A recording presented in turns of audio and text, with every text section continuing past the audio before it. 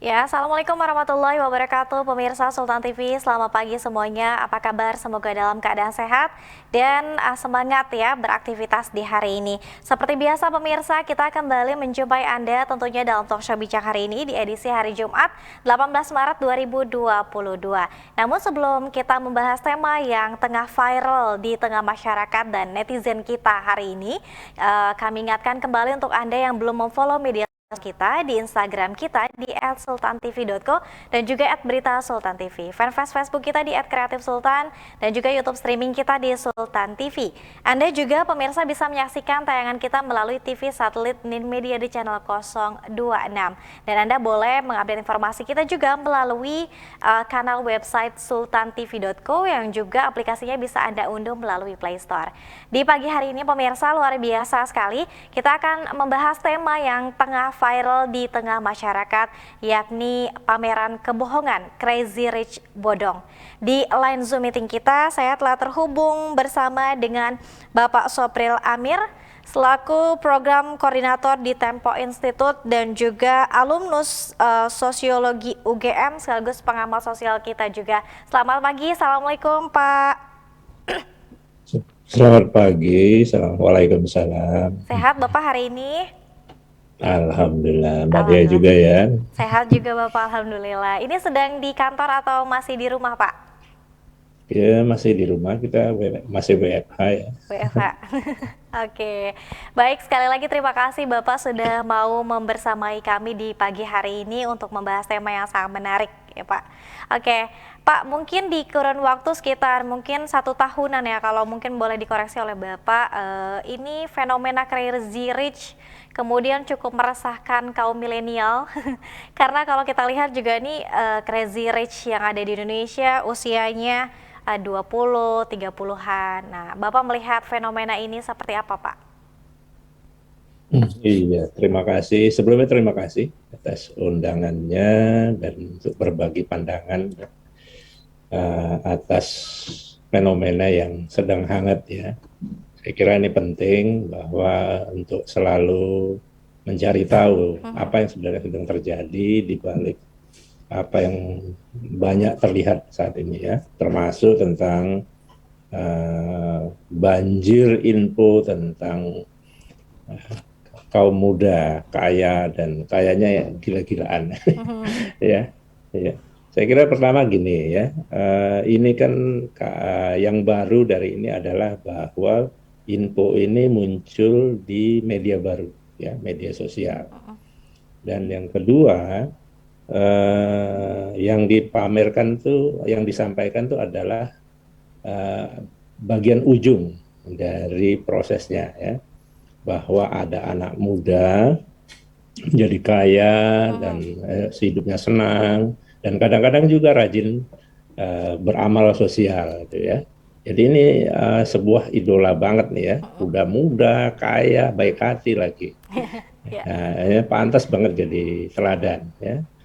Nah ini kalau saya sih melihatnya bagian dari dampak dari penggunaan media sosial ya, akhir-akhir ini. Kalau dulu kita mengenali tokoh-tokoh itu dikurasi ya, diseleksi oleh media umum ya, redaksi lah yang memilih-milih siapa yang pantas dipopulerkan. Tapi kalau sekarang enggak ya. Sekarang dikenalkan oleh media sosial, publik sendiri atau lebih tepatnya algoritma yang dipakai publik lah yang memilih. Jadi itu ya. Nah, yang saya kira yang perlu diperhatikan adalah yang kita terima tuh ujung-ujungnya aja, ya. Yang belakang-belakangnya apa misalnya kerja kerasnya atau hal-hal apa yang membuat dia sampai pada titik itu jarang sekali kita punya. Kalaupun ada biasanya sedikit-sedikit.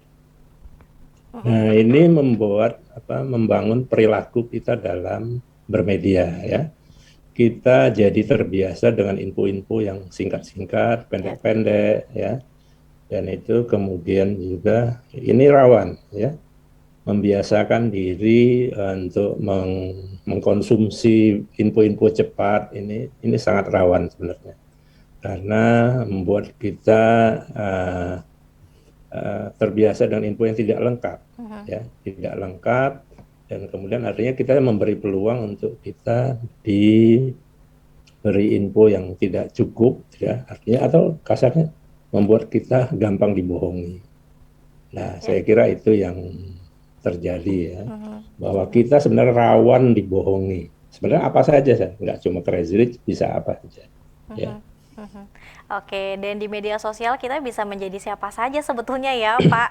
Nah, ini yang menarik tadi Betul. seperti yang disebutkan bahwa Crazy Rich muda, berbagi, beramal, ini menjadi idola. Nah, ada negatif dan positifnya tentu Pak untuk para kaum milenial yang kemudian juga ini dampaknya terhadap mental yang kemudian juga ingin sama seperti mereka, kayak instan nih Pak. Seperti apa? Betul, ya. Memang pengguna media sosialnya adalah anak-anak muda atau kita sekarang menyebutnya generasi milenial atau yang lebih baru lagi generasi Z, ya, generasi Z yang lebih baru lagi. Bahkan mereka ini lebih intensif lagi, ya. Berbeda dengan generasi saya, ya, yang masih mengenal info dari media kertas, dari cetak, dari dan yang membutuhkan lebih banyak usaha untuk bisa mendapatkan informasi, ya. Kalau yang sekarang ini kan bangun tidur atau mau tidur pun, ya, informasi datang, ya. Informasi itu nggak usah dicari, informasi itu yang mengejar kita, ya. Nah ini yang terjadi pada generasi. Nah, anak-anak muda ini seperti tadi saya sudah singgung, Ya. pola komunikasinya ini rawan, ya. Bukan berarti generasi kami tidak punya kerawanan, ada juga kerawanannya, ya. Tapi kerawanan yang media sosial, ya, medium informasi generasi milenial, generasi Z ini, kerawanannya itu tadi, ya. Kita jadi terbiasa berpikir singkat, Ya. berpikir cepat, maunya. Jadi kita menjadi generasi yang nggak sabar. Nah, ya, generasi yang sehingga mudah sekali kita jadi tertipu, jadi apapun, ya, nggak cuma tentang menjadi kaya, tapi juga tentang cara beramal, ya. Bahwa sebenarnya beramal soleh atau beragama itu perlu info yang ilmu yang cukup. Itu sekarang kurang disukai anak-anak muda sekarang kan. Ayo yang cepat deh, dalilnya apa ini? Kami mau beramal dengan cepat, nah, kayak gitu ya. Nah itu sebuah tindakan yang berisiko. Ya, jadi mari kita sama-sama bersabar, berwaspada. Ya.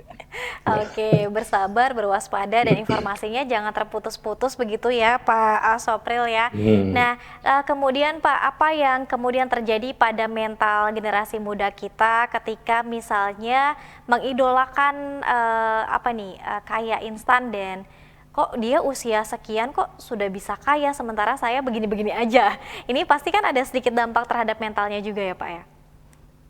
Ya, itu dampaknya adalah kita gampang dapat info, ya, kita gampang dapat ininya, gampang puas, akibatnya juga gampang kecewa. Kita menjadi orang yang begini adalah mentalitasnya rapuh, ya.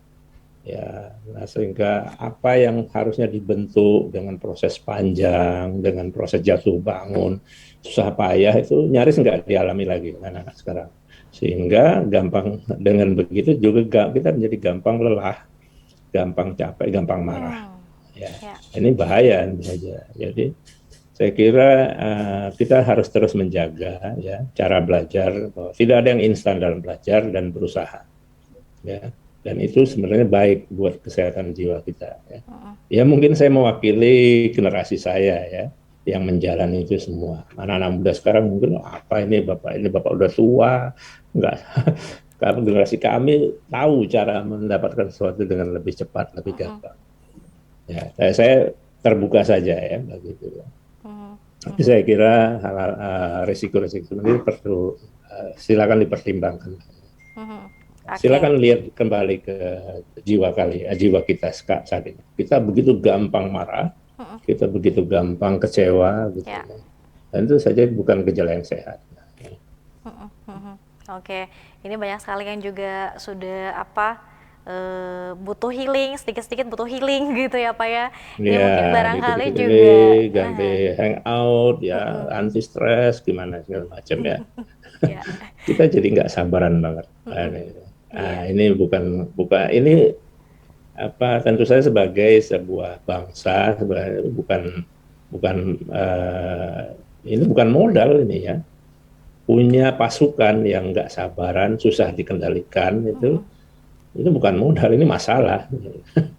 Jadi ya mohon maaf mengecewakan bahwa kita kok menemukan ternyata saya ini bagian dari masalah, bukan bagian dari solusi ya. Nah ini saya kira mengakui dulu bahwa ada masalah itu saya kira sudah separuh jalan untuk mencari penyelesaian. Ya. Oke, nah Pak Sopril, hal yang menariknya bahwa di tengah pandemi COVID-19 yang kemudian di sisi lain banyak juga masyarakat yang kehilangan pekerjaan, PHK dan lain sebagainya, bahkan mungkin untuk bertahan hidup sehari-hari pun ini sulit. Namun ketika pandemi COVID-19 melanda dunia dan juga Indonesia dan banyak yang kesusahan, Crazy Rich muncul, Pak. Ini kan menjadi satu hal yang dua sisi yang dilematis begitu. Ada apa ini sebetulnya? Sebenarnya nggak ini ya, itu sebenarnya sangat nyambung ya. Ketika kita semakin hidup semakin sulit, kita itu mencari-cari informasi kira-kira jalan keluarnya ada di mana sih. Ya kita dapat info bahwa ada orang tetap menjadi kaya, bisa menjadi kaya di tengah situasi sulit ini ya. Nah tentu saja kan menarik ya. Apalagi ternyata caranya itu gampang banget ya. Duduk-duduk aja di depan komputer, main HP, main itu ya. Tidak seperti kita dulu yang harus jalan jauh, bahkan kemudian atau harus menggunakan kekuatan fisik ya segala macam. Enggak, mereka ini gampang, tetap sambil bisa bersenang-senang.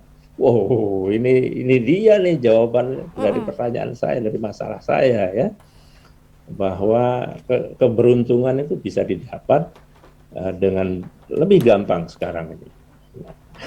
Itu sebenarnya ini nyambung banget. Sayangnya ini dua hal yang sama-sama bermasalah.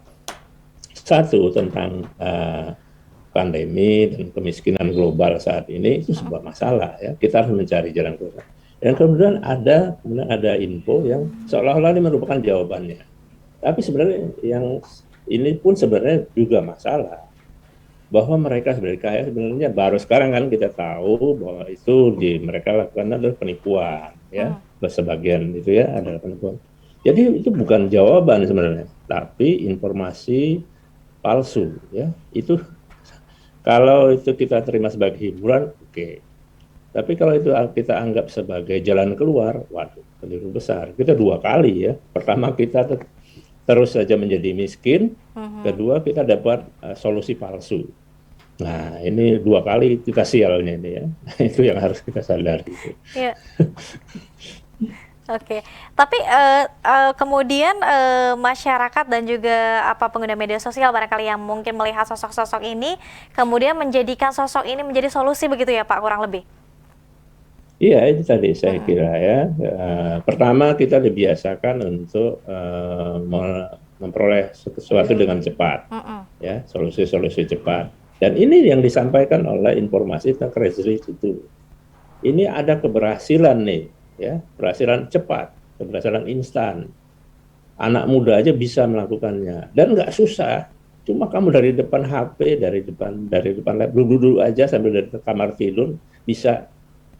Nyambung banget kan, kita diajarin bahwa hidup ini gampang ya, kemudian kita ketemu masalah sehingga kita juga percaya bahwa solusi itu harusnya juga gampang. Nah ini ketemu info tentang Crazy Rich yang mengatakan iya saya ini orang yang berhasil menjadi kaya, menjadi itu dengan gampang, nyambung banget kan. Nah padahal itu semua adalah kepalsuan ya. Kita harus kemiskinan yang terjadi atau kesialan yang terjadi, kita harus dipelajari dengan baik supaya kita bisa selesaikan. Nah, selesainya bukan dengan informasi tentang Crazy Rich dan pameran kekayaannya, bukan. Kita harus cari yang baik. Kita harus tanya pada pemerintah, pada potensi peluang-peluang usaha, dan bukan pada sosok-sosok Crazy Rich seperti ini. Oke, ya kalau mau kaya ya bekerja gitu ya Pak Sofril ya, bukan Kerja kemudian keras, ya ya. bekerja keras, tekun, Kata-kata sabar. bekerja cerdas itu Mhm, menyenangkan, ya. Tapi tetap saja bekerja keras itu tetap diperlukan, mhm, nggak cuma cerdas. mhm, Orang kalau mengatakan, ya saya sudah bekerja cerdas, itu dia diam-diam tidak mengatakan, saya tidak lagi bekerja keras, saya hanya bekerja cerdas. Tapi itu bagian dari menipu diri, saya kira, ya. mhm. Tetap saja bekerja keras dan bekerja cerdas itu kita perlukan lakukan bareng-bareng. Oke, Pak Sopril, kita harus jeda terlebih dahulu. Saya juga ingin tahu tanggapan Bapak kalau misalnya kita kait-kaitkan dengan mungkin apa rezim kekuasaan dan juga pemerintahan. Apakah kemudian ini ada satu atau dua hal pengalihan isu yang kemudian apa hadirkan Crazy Rich untuk mengalihkan isu-isu tertentu barangkali begitu ya Pak ya. Kita akan sambung Pak usai jeda, tetap bersama kami dalam bicara hari ini.